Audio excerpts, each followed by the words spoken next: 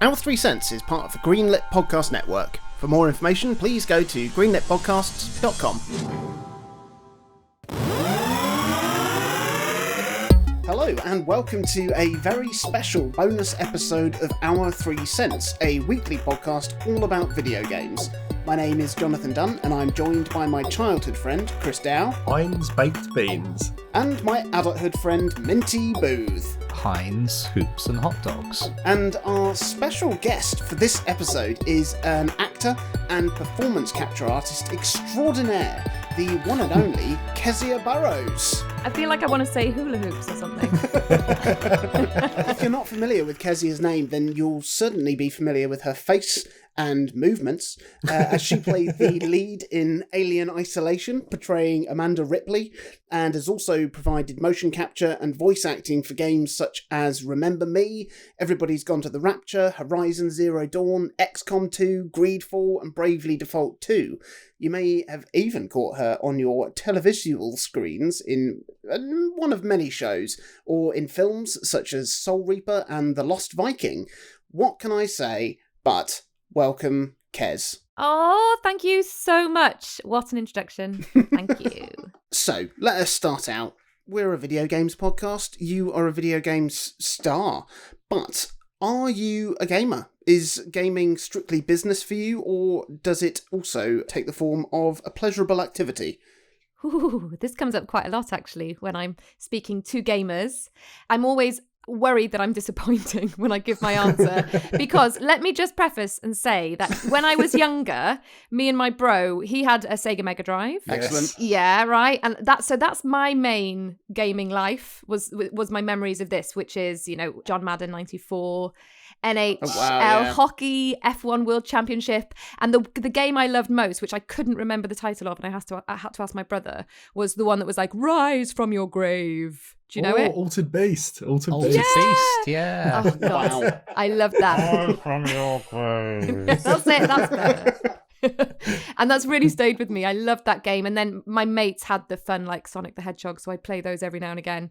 I think probably one of the main reasons I haven't become a gamer is because I didn't get good at it young. And in a way, I think it helps as an actor potentially. What I do a lot is the YouTubes. I absolutely love watching the gamers playing it and the kind of Gogglebox vibe of hearing them talk about their journey through either, Alien Isolation or Observation or something like that, and just knowing the story myself, or like my brother or my mates when they've played. So that's the kind of pleasure I get, is the narratives of my stories mainly. I mean, I do like the platform games, and I think it's really important for me to know how they work and how gamers enjoy them, and both sides of the camera, and that's actually something I'm working on every time I go in now, just to know more and more from the the cinematographer or the technicians about how the volume works.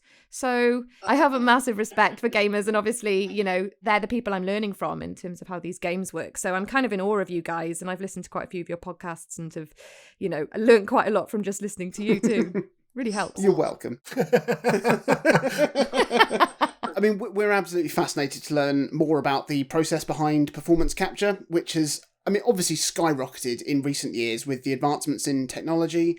Back in the 90s, I can't imagine anyone strapped a little mocap suit on a plumber to faithfully capture the movements for Mario, or setting up a rig of 16 cameras surrounding a hedgehog on a treadmill to portray Sonic. But, the more that technology and games have advanced, the more and more game devs are striving to replicate a more cinematic and realistic experience in their games. And it absolutely boggles my mind how many different variations of movement must need to be captured for games, because it's not like it is in films when you'll be on a performance stage, you're covered in dots and in a lycra suit, and you do your best to ignore that, play out the scene, and there's like a single definite outcome. It's one singular set of movements that the viewer has no control over. Video games, on the other hand, the information needs to be in the game for so many different outcomes depending on how the player is controlling the character, and permutations of those movements need to be logged for linking different pieces of movement together so that it flows seamlessly. I'm sure a lot of that is down to the coding and processing of the information that will be gathered through performance capture, but the process itself must be enormous.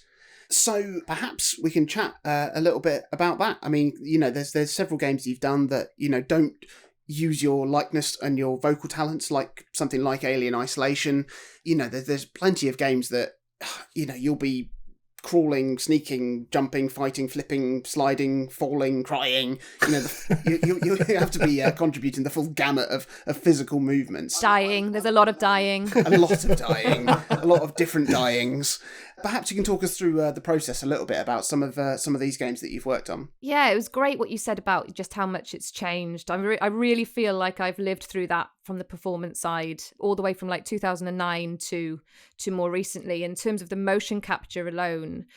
Back in the day, like, well, the first game really I worked on, or around the same time as Remember Me, was 007 Legends, which was portraying all the female characters in Bond, you know, who were actually voiced by Halle Berry or Diana Rigg. Amazing. Yeah, it was incredible. And obviously the technology has evolved so much since that game came out. You can really see the development in the behind the scenes and just what the computer geniuses get up to. But from my point of view as well, the freedom that you get in the performance. So I remember sometimes what's strange is you, as a motion capture performer only, which is just the movement and not even expression, and that then goes into performance capture, is I had to do it to their voices, to their timbre, to their rhythm, to always try and get the authentic performance as possible, you know, like any other kind of acting. But also back then, it was maybe more in the realm of some kind of, we always described it, it's very hard to describe, but somewhere between theatre and television, right? Something that had to be slightly heightened, like you had to breathe in the character and all these things. And that was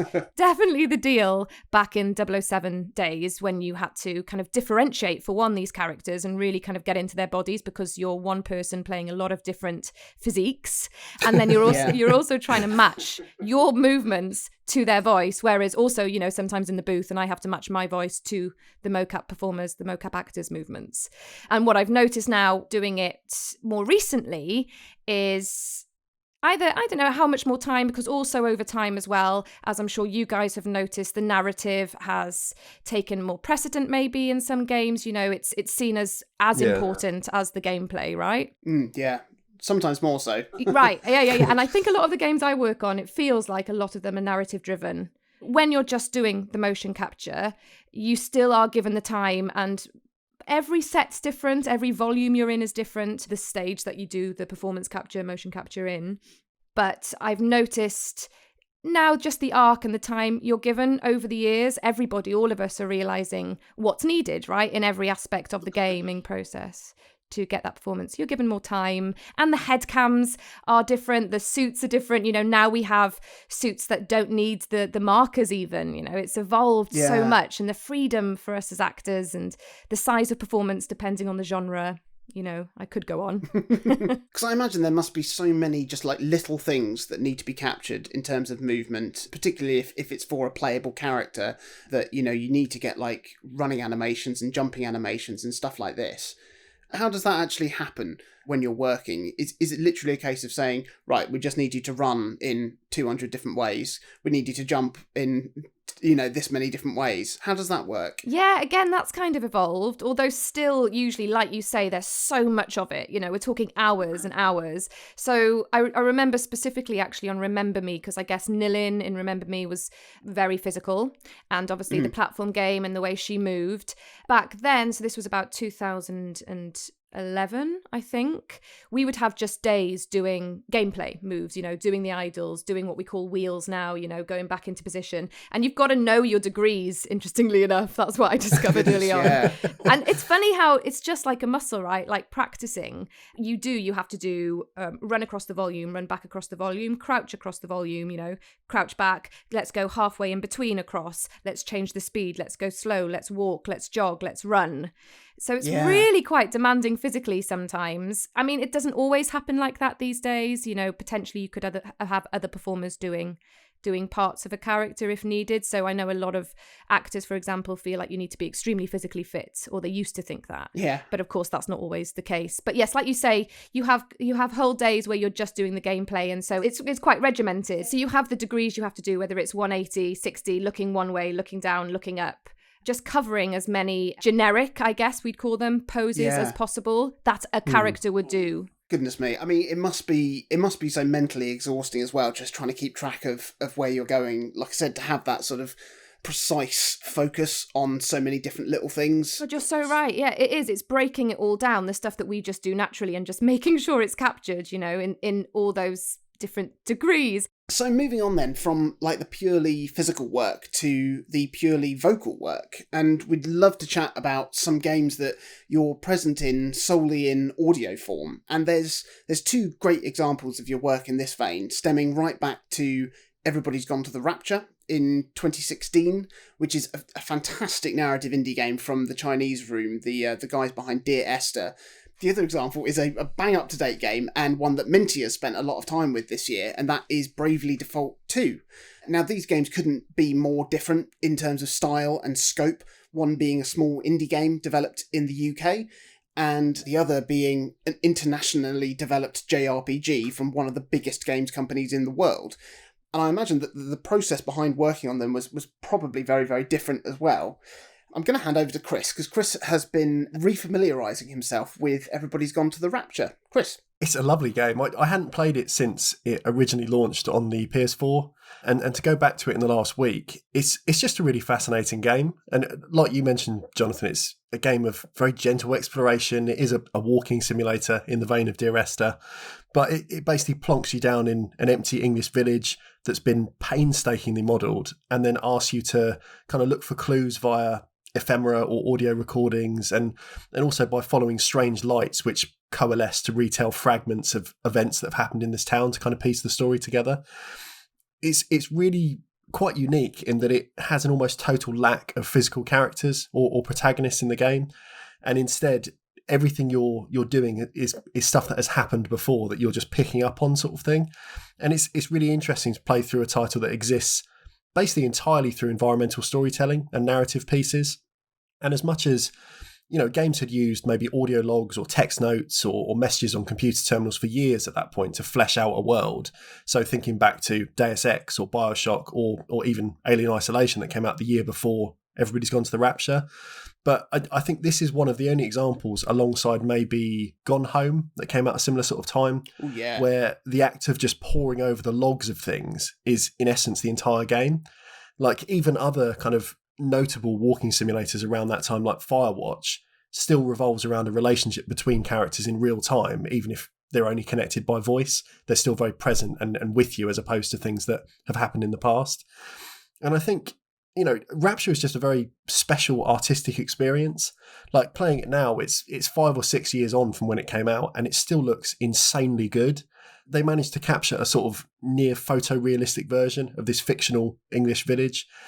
It has a lovely full orchestral score from Jessica Curry, which, has moments of real incredible calm with kind of soft vocal tracks, as well as real emotional swells as well that give the weighty revelations of the game like a proper reverence.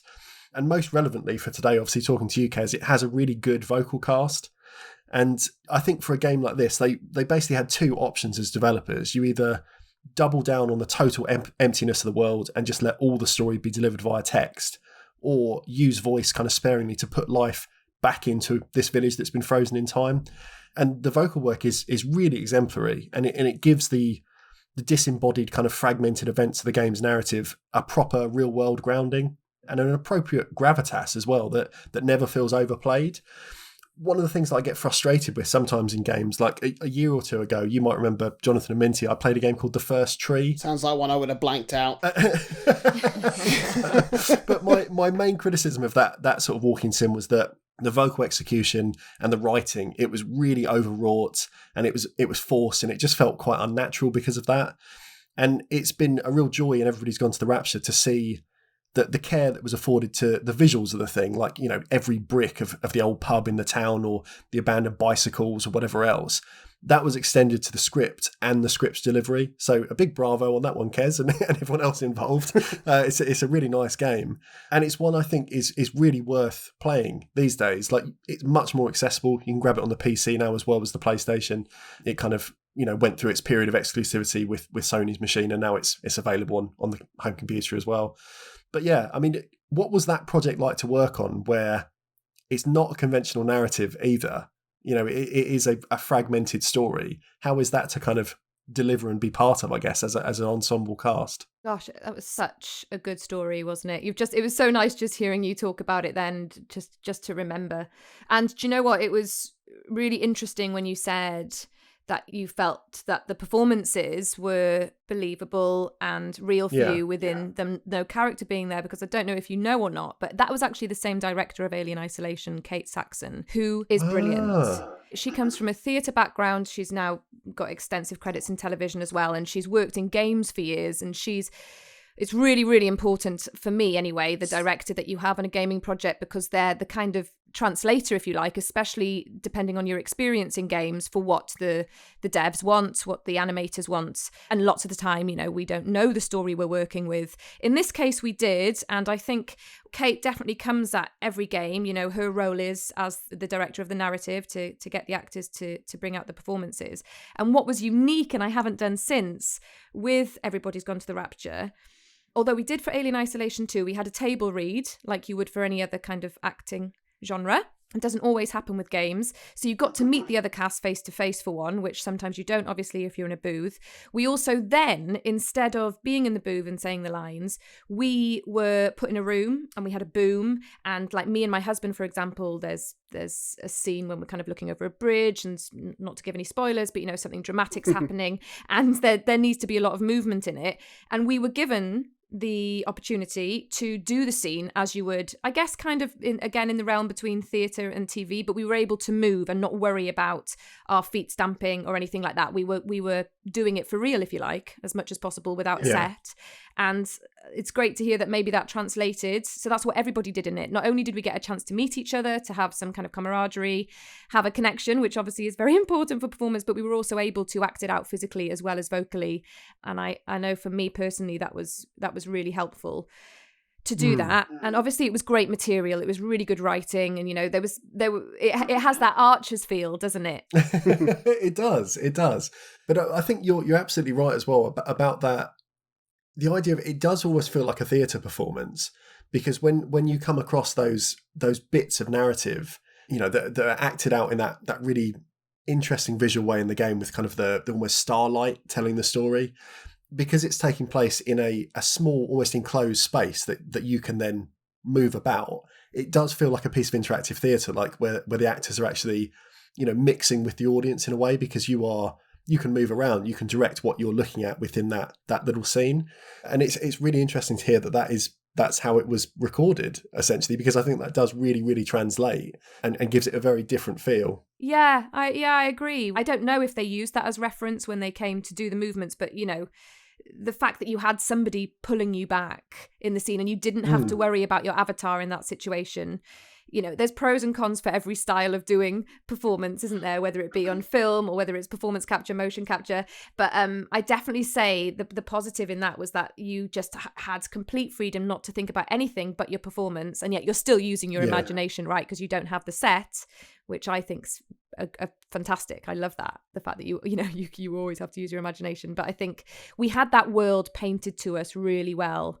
And in the read through, I remember they gave us an incredible, Remember Me did this too, and most games do, even if you're actually coming in to do motion capture, they'll give you an outline at least of what you're going to be working on. But what was great with these guys, with Everybody's Gone to the Rapture, we had the whole world put out in front of us, what it looked like. They had all the images already, of course, there's so many years put into these games before it even gets to me. I'm very aware of that. And then you're suddenly kind of given this rich world to work with. And I mean, gosh, that world was just incredible and relatable as well, actually. It's not more so these days, but back in the day it wasn't as common that you get to work with something that you could be so familiar with and relate to one-on-one like everybody. Lovely. So on the other side of the coin, from the quaint small English village set developed by a small indie dev team in the UK, we also have Bravely Default 2. Now, I'm going to hand over to Minty on this one, because he's the resident JRPG aficionado. He is. Minty, perhaps you could introduce us to Bravely Default 2. So, when we look at the back catalogue of games by Square Enix, I guess there are two diverging paths when it comes to your classic JRPG. You've got the very early Final Fantasy games, and then you've got things like the Dragon Quest games, and then the later Final Fantasy games. The early Final Fantasy games would focus on 4 destined heroes who wield the powers of the 4 elemental crystals, who've more often than not been gobbled up by some dreadful evil beastie, and it's up to you and 3 of your friends to go and recover the crystals, defeat the evil, etc., etc. These are lovely. I wouldn't say safe or predictable, but they're comforting in their familiarity. Going back and playing things like the first Final Fantasy, Final Fantasy 3 and 4, where we have these very distinct and reliable story beats, is really nice. And then you've got things like in Final Fantasy 6, 7, where it started to become more focused on the characters, their individual struggles, their aspirations, hopes, dreams, fears, etc., etc., which then underpins a far grander narrative that was unshackled from this set piece of get the 4 crystals back, defeat the evil thing. The scope was much, much broader as the developers had more scope and more powerful hardware, so they could really push the boat out on what could be done. And Bravely Default 2, they share the same scope of the later games with these wonderful, fully realized characters, but also places them in the old school, the familiar setting. We've got the 4 heroes, one with the power of the wind crystal, the fire crystal, the water crystal, and the earth crystal. And then it also takes the old school job system, which we love. You see so many named and important characters who are dressed up in quite a caricature of a fantasy role. For example, you've got the black mage, who is dressed all in black, carries the spell book, wields the staff. You've got the shield master, who is completely encased in armor and has a shield at least the size of them. And then in Bravely Default 2, we have the wonderful sword master, Gladys, played by Kez. With a game like this, because there are so many jobs, there are so many classes, it's quite a hefty cast list, and people are just sort of popping in and out and in and out. And one of the things that I really love about this game is how each character's job is given to them by an asterisk, which is a rock that contains the distilled wisdom and expertise of these different jobs. So warriors have them, mages have them, etc., etc. Much like they are in real life. Yeah. And because this is the main combat mechanic in the game, you are sort of chopping through all of these different people with their different jobs at a fair lick. I mean, this game took me about 75 hours to complete. But even in that time, I ended up with, I think it was 24 asterisks. That's 24 named characters, 24 really developed backstories, which for the most part, you'll only see for a good half an hour in each chapter before you defeat them, steal their asterisk, and they're left wearing just a vest and some trousers instead of their big armor and half a cape, that sort of thing. So I think it's a real triumph of marrying the old school simplicity of the early JRPGs with the rich narrative scope of the later JRPGs that we see. Oh, what a rich but comforting game. It's so new, but it's also so familiar. Really, really wonderful. Fantastic. It's a game that I've not got round to playing yet, but I mean, I'm familiar enough with JRPGs to know that they are, they're story-driven games primarily, but also, being developed on the other side of the world. So, Kez, how did the experience of recording the vocal work for Gladys, and I think, is there another character you voice in the game as well? Oh yeah, Margaret actually as well. The daughter. I don't know if I should say too much to give anything away, but yeah, there's no story spoilers. There's a character called Margaret who has a time of it. Let's just say that.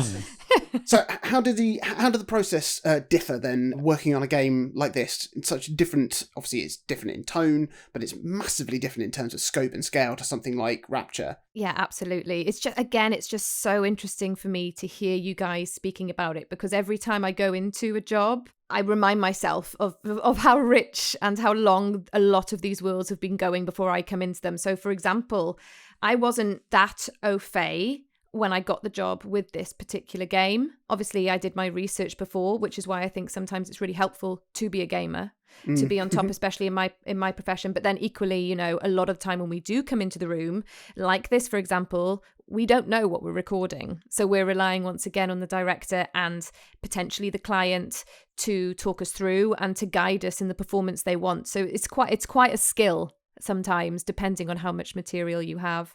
Obviously, Square Enix did the Final Fantasy A Kingsglaive as well, which I worked with them, and you're incredibly well looked after, and they're really, really lovely. One was very much in a motion capture sense, and one was the voice. And this actually was only about 2 to 3 days, and within those days, it would be about 2 to 3 hours recording. So it was done relatively quickly, and you would have the breakdown of your character before you arrive. But when you're there, it was Justin Villiers who also did Remember Me, which was done very much like in the Alien Isolation sense, where we were doing voice and expression and everything. It was the whole performance. But again, this being voice, I'm just trying to remember, we did have the visuals at this stage. So, and I was able to see my character, which is just massively helpful, obviously. Yeah. To see Gladys, for example, who is this incredibly strong woman. And of course, like you say, it was very, I guess, heightens the word compared to the more naturalistic games that I tend to do. So it was so much fun to get your teeth into making bold choices about these characters and trying to, and luckily having a great director there to guide you on that journey, who knows a lot more about the project, and then having the clients chip in so they can, I think one of our roles as voice actors specifically is to be able to be quite malleable and offer up quite a few different options. And then so it's really exciting for me sometimes when I get to see these games being played, like I said, on Twitch or on YouTube, and seeing what they've chosen and what's come out, and seeing the fully formed character. It's the only way, really, only kind of genre of acting where you are also kind of anticipating what exactly is going to be shown, because it's such a collaborative process. Yeah. Obviously, when I did find out what the game was, like always, I'm so excited to find out more about the world. And then, like you guys have been talking, this game's incredible and it's so warming. I just love, I'm so glad that these games still exist and are still so popular. Yeah. One of the things I love about these sorts of games is, like Minty was saying, like, it doesn't matter how many of them you play. Like, the characters, like, they're all archetypes, they are, like we said, they're heightened, they're almost caricatured. But they are just so comforting, and sometimes what you need is good old-fashioned escapism. You need to get yourself lost in a world where you can be anything. There's magic, there's some dragons, there's people wielding swords 10 times as big as a house or whatever. And it must be a lot of fun just to really sort of get your teeth into that sort of rich world. Do you know what's so important? You've hit the nail on the head of why I love doing this job so much, and why I've done it for so long, because I do the world you go into, the characters you play, there's no other kind of acting like it, where you can just go and be anything. And the world, you can be in space, or you can be, in a devastated Earth, or in a magical fantasy world. Yeah.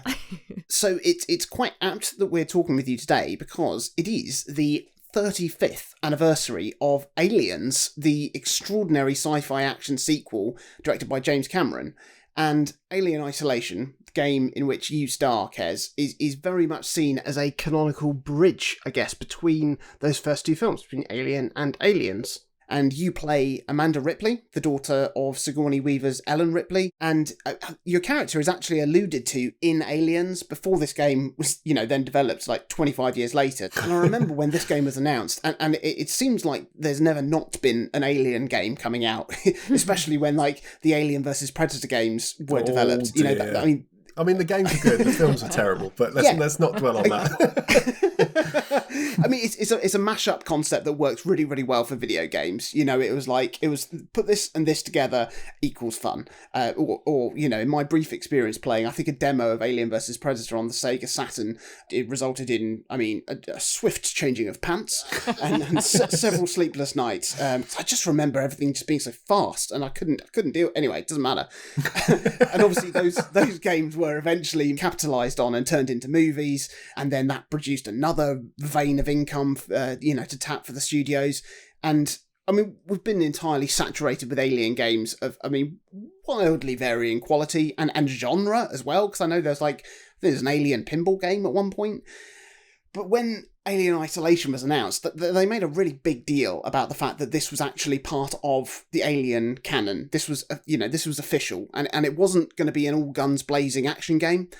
You would be slowly pursued by just one xenomorph for the whole game, and it was going to be a properly intense survival horror experience that felt representative of the tone of the first two Alien films. Now, here at our 3 cents, regular listeners will know that we aren't strong of nerve when it comes to tackling horror games. But in preparation for this episode, we all three girded our collective loin and dove deep into Alien Isolation to properly experience it, so we could, properly discuss your performance in it, Kez. Because I can't wait to find out about, the entire process of working on this game. I mean, I played the game a bit before, but this was a really good opportunity to revisit it, and it's still just as tense and atmospheric as it ever was. I love how claustrophobic it is. I like that the spaceships you're on, they don't feel like a massive sci-fi space opera vessel like in Star Trek. It's very realistic in terms of its condensed space and, sort of efficient maximization of the spaceships, so it means that everything is very narrow, there's no wasted space.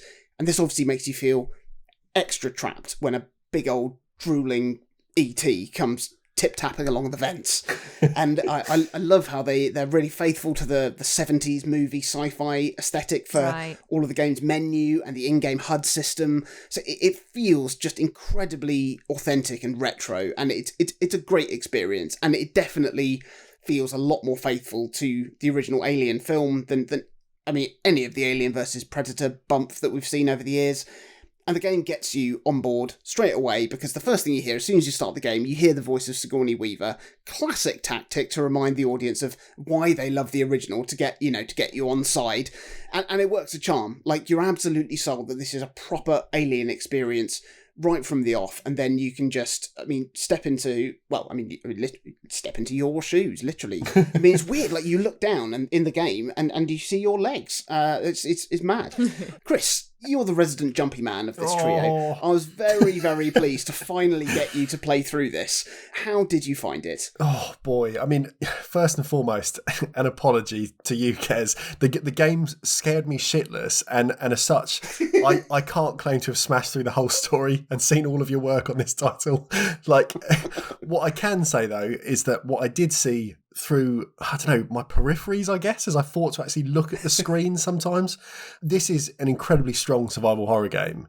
And it uses, like you've said, Jonathan, the established universe of the first two Alien films to make a canonical sequel that is more deserving of the franchise than most of the films in the series since. I know everyone's got wildly different opinions on kind of Alien 3 and Resurrection and the Prometheus and Covenant. But either way, this is a better story and a better continuation of that world, I think, than almost any of those. I've been playing it on the Switch, and firstly, I really want to give the porting team credit for making perhaps the most visually impressive game on the console. The Switch is sometimes the recipient of some pretty subpar translations from Meteor consoles and PCs, but Alien Isolation is presented with a clarity that means all of that lovely retro futurist tech, every dynamic shadow, every scale on the horrible xenomorph, and maybe strangely for you to look back on, Kez, every pore on your face is rendered impeccably. It's a great looking game. Wow. I think the reason that so many later Alien films fall down for me is because they don't have the tension of the first film, and that film in particular, more than its sequel, which was a bit more action heavy, was just a masterclass in restraint. So much of that first film is just about waiting to see something, and then as the horror starts to unfold, realising alongside Ripley that with a creature like the Xenomorph, there is no such thing as a safe room anymore. And this game really nails that feeling perfectly. It meant, though, that I could deal with playing this game for the first hour or two, because at that point, the kind of in-universe threat of the Xenomorph had yet to be established on screen. And I obviously knew that it was going to make an appearance at some point, and I know games enough to assume that I'm not going to be sucker punched in the opening minutes by a monster that had yet to be introduced formally. But that doesn't stop the game, even at that point, from dripping with atmosphere. You know, every kind of soft jump scare, like a pipe hissing or an air duct shuttering just out of view. Every time I had to pause the game and just take a moment's break before I carried on. I'm so susceptible to that kind of jump that I really had to steel myself. And then when I did get to the point when the Xenomorph does make its first appearance, first in a cutscene that I could kind of handle because it was hands off at that point, but then as a persistent roaming gameplay threat, I just buckled. Like, that was the point I really struggled to carry on. And there's a point shortly after it appears that you have to kind of backtrack, make your way to an open area that you need to hack a door that you didn't previously have access to kind of move forwards. And I knew the alien was then on the loose, so I was walking pretty tentatively, aware that it was out there. But even knowing how it works, I was genuinely taken aback when I entered that sort of concourse area, and then overlooking the door I was trying to get to, the alien just walked into view. Like, it's just having a little stroll right in the place I need to be. And it really made me think of the film Signs. Like, there's a scene in that film when, I'm sure you know which one I'm going to say, when there's an alien hand that just slowly appears from a door behind a character. Yeah. And when I saw that in the cinema, I inhaled so loudly that groups all around me laughed out loud. And although I have slightly more control over my bodily functions as a 30-something-year-old man, seeing the creature stood in the exact position where I needed to be gave me that same sort of fright. Like, I was really stricken with fear at that point. And seeing it just so casually loom into view and then nonchalantly move away into the background, it reminded me in this game that this is not a scripted baddie that just pops up on cue at points A, B, and C. It's a properly autonomous thing that exists purely to make my time as Ripley as difficult and as nervy as possible. So yeah, it's a nightmare of a game to play for someone like me, but it's a very good sci-fi game. It's an extremely good licensed game, and I think it's an excellent immersive sim and great survival horror game. And yeah, I mean, what a project to be a part of, to be part of kind of a hugely revered franchise like that, and arguably be in the best video game adaptation that series has ever had. Oh yeah. Minty, how about you? How did you get on with it? Well, I mirror everything that Chris has said. There's a couple of things that I want to pick up on. First one is that I'm really crap at this game. I think I'm about an hour in, and I'm stuck on a bit that's you just have to sneak past 3 people. I can't do it. I don't know what. I met Axel, the bald fella, who was like, I want to place on your ship and I won't shoot you. He got killed by the Xenomorph, and then I had to wait for the old shuttle bus, and knowing that this thing was now on the loose, and that was no, I didn't like it very much. Oh, that's his classic horror game tactic. There's a bit in Resident Evil 4 where you're in this underground bit and you're fairly safe, and then you call for a lift, and it says the lift is going to take a few minutes. It's like, thanks. That's Chekhov's few minutes there, and then the next thing you hear is just like a massive beastie crash through the ceiling somewhere in the basement, and then you've got to. You got to just like avoid it and evade it and try not to die with it there whilst you're waiting for this lift. It's awful. And in this game, it's even worse because there's a bus involved. Probably a replacement bus, let's be honest. Yeah. And the second thing is such a minor thing, but it was, I don't know if it was intentional, but it was the most effective, unsettling thing that I think I've ever seen in my very limited experience with horror games. About 20 minutes into the game, I picked up flashlight batteries, and I thought, oh shit, am I meant to have a flashlight? All I've got is this flare that just sort of goes. A flashlight is so much more discreet. I bet that this bloody flare is gonna make the alien like sniff me out and attack me. I bet this is an in-game hard mode thing that I'm holding in my hand here. I spiraled for about 10 minutes, and then my bold Bessie was like, "Oh, take that flashlight and some batteries as well." So for those 10 minutes, I was I was rattled, let's say. Yeah, spooky, claustrophobic, looks great, even on the Switch. So often in first-person games now, you do get some games where they do render your character's legs as you're walking, and it always looks shit. This is absolutely no offence to your legs, Kez. I'm getting to that. It either looks crap or they just don't render them at all. So to have a game where the character you're playing is actually modelled on somebody doing those movements gives a very subtle believability to when you're looking down, because you are scared, and it's not just you're not just seeing a leg go like this. I'm making a movement with my arm that nobody can see, so I will stop. Great podcast material. Yeah, it's nice to have legs in the game that actually look like they're doing what they're meant to be doing, instead of just somebody like just programming them in and just making a wild assumption about how they look when you move. Absolute top leg work, I'll say. Thanks, guys. So mad as it is, that game is now 10 years old. Perhaps, Kez, you can take us back to how did you land the role in the first place? Was there like a lengthy audition process? What was that like? Gosh, I have been kind of trying to revisit it, because like you say, it's so long ago now. It's trying to remember exactly what happened when, but I definitely have key moments. I mean, first off, just to say, I'm a massive horror fan. I loved the films. I loved the franchise anyway. So of course, like you said, I was so chuffed to get the part. Yet I suppose back then I didn't quite realise what I was getting involved with, if I'm honest. I remember I was doing a theatre job, like a Dennis Kelly play in the Sherman in Cardiff, and I kind of got the call from my agent while I was about to go and do a interview for a newspaper, and then I was like, oh gosh, I was quite new. I'd done Remember Me and 007 Legends, and I was like, I can't say anything.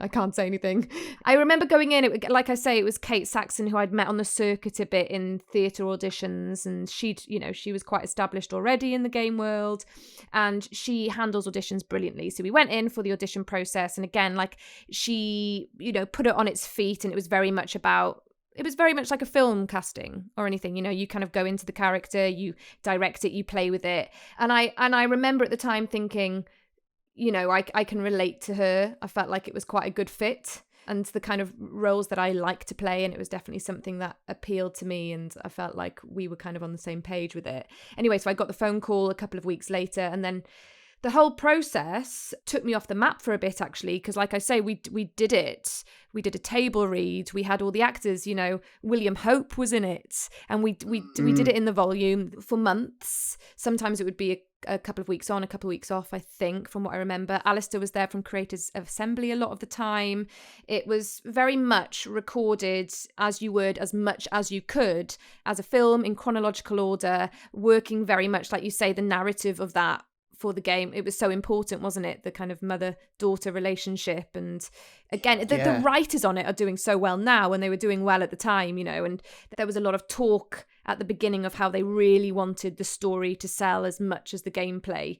And looking back now, having kind of done it for 11 years or something, it's incredible where it was at for its time. And like you say, these AAA games, they really realised early on how important it was to kind of stay true to the films and make sure that the narrative was really strong. And I think they did do that, right? Absolutely. Yeah. It's what makes it such a standout, especially in the series of Alien games, but even more so in the pretty ropey category of just movie tie-in video games, because I mean, so many of those are just churned out, obviously just to cash in on the success of a film, without much sort of consideration for actually providing a good game experience.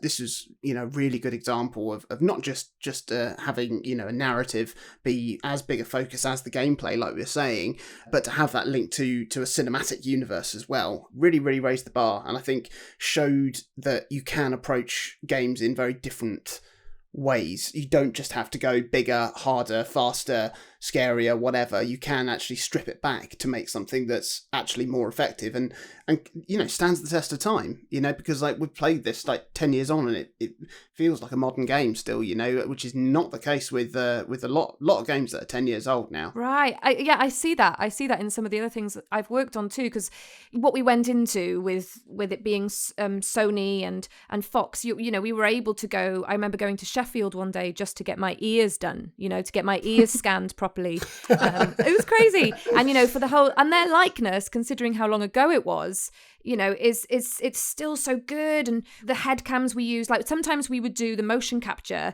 and then we'd get reference material obviously for the voice and sometimes for the expressions, and then other times you'd wear the head cam and try and get it all together. Or, when I was in space, they'd weigh me down. There were so many things they tried to take into consideration, largely down to Kate Saxon again as the director, because, she very much pushed to get the performances to the level she wanted them. And she got a great cast together with, some great, well-known TV people, as well as getting some of the people involved from the actual film. And so it was a real priority, and it felt like that. Like I say, there's a scene when we're all on a rope crossing, and, we were all there and they tried to weigh it down correctly. Or, a lot of the time you're just using scaffolding. But in the trailer I did, where I'm kind of using the machine, the tracker, I was assembling that as much as I could in real time as they wanted it, which again, as a performer, is obviously very helpful. Then the reference voice material we did after, working for a couple of months in the volume, because I think at that stage, like we did on Squadron 42 now, for example, is a company I work with a lot, Side. They worked on both of them. During Squadron 42, we recorded live, but obviously that was a good few years later.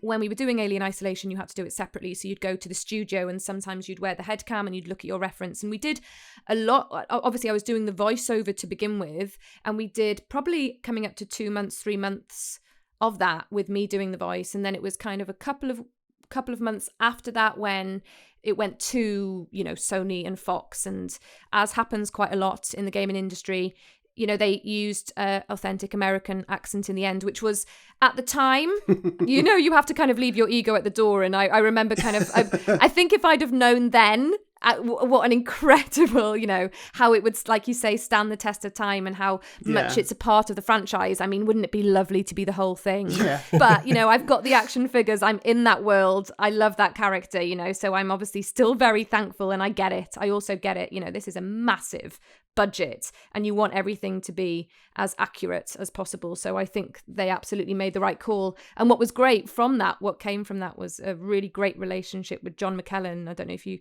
know from No Code. He was the game's UI lead artist. And then he went on to make his own company, and then I got to do observation with him off the back of Alien, really. And that was incredible to be in kind of my own accent and creating another character in space. So there were so many brilliant things that not only the process was brilliant of Alien Isolation and working with all those incredible people, post that, it's offered me so many opportunities, and, within the gaming world, it's only been a blessing, really. And obviously so cool that it's part of the Aliens, which is to me probably my favorite horror of all time. Yeah.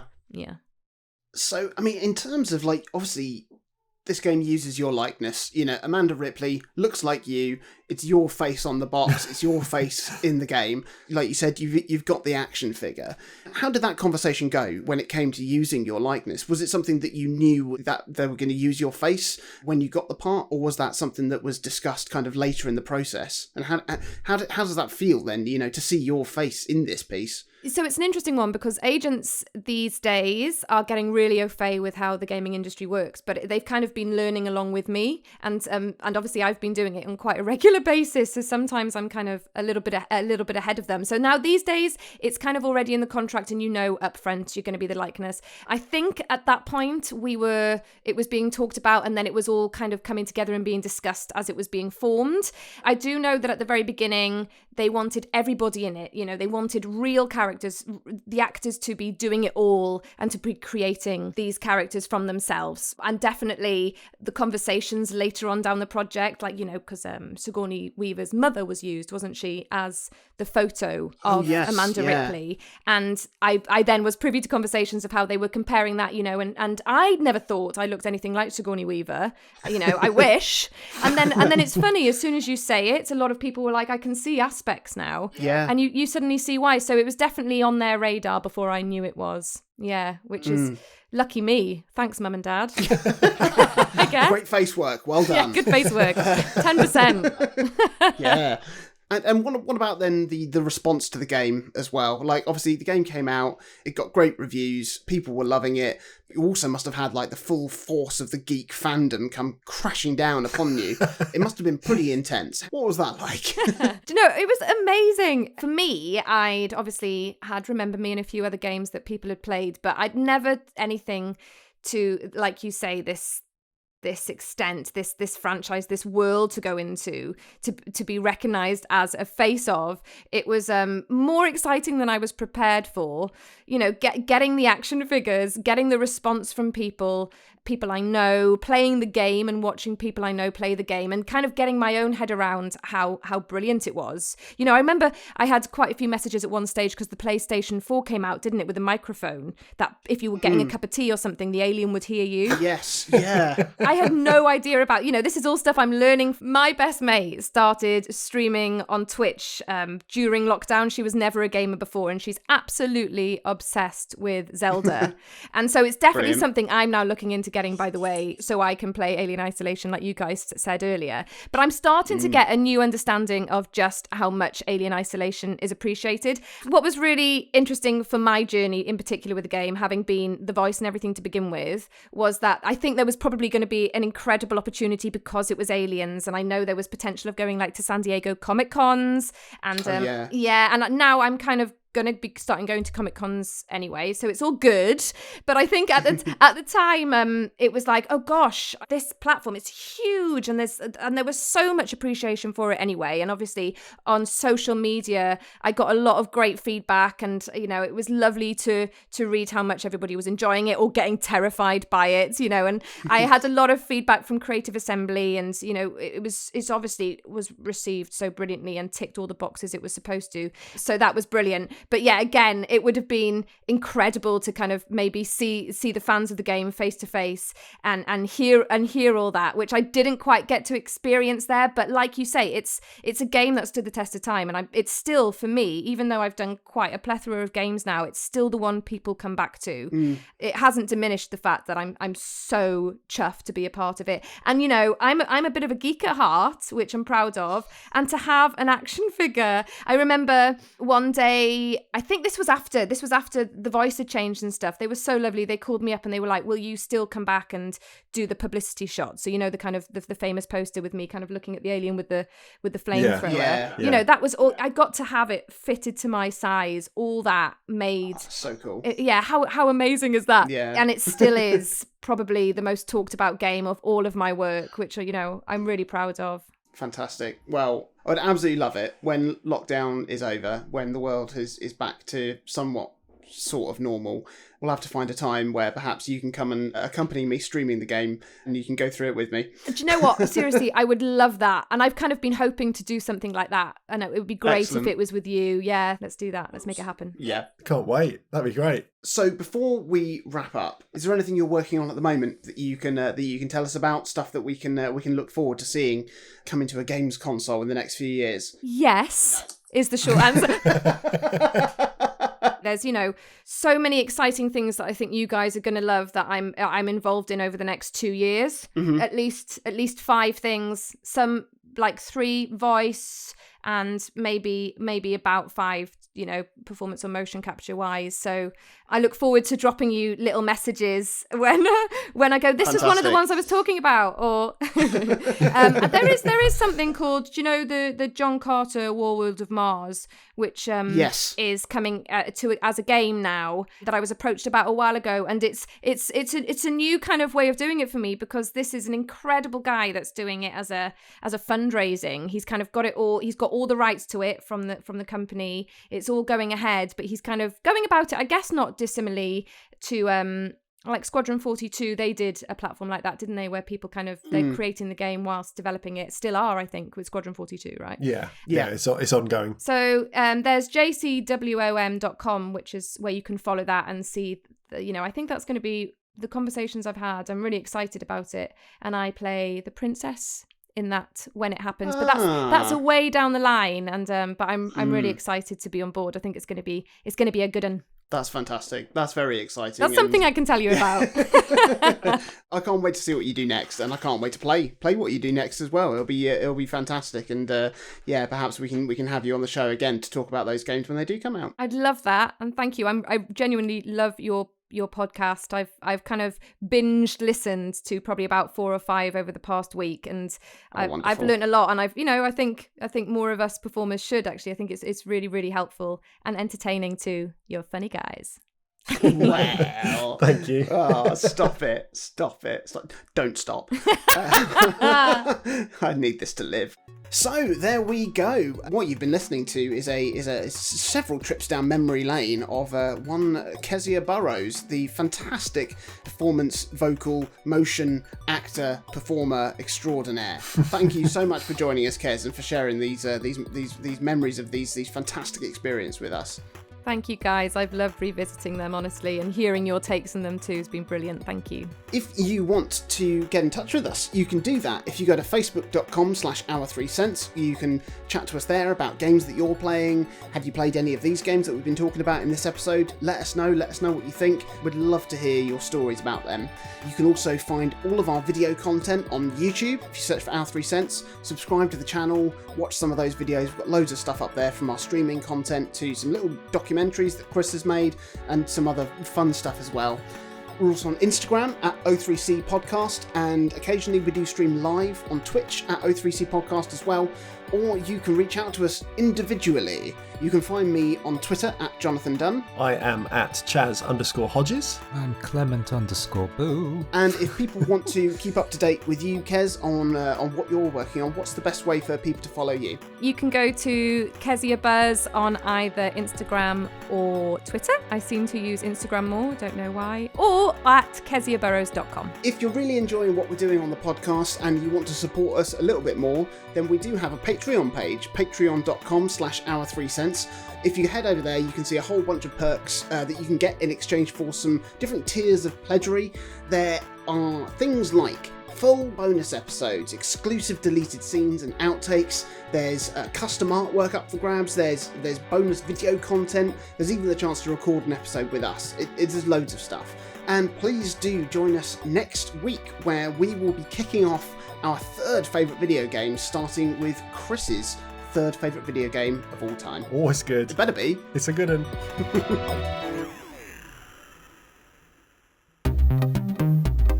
And now a word from our sponsor. And now a word from our sponsor. And now a word from our sponsor.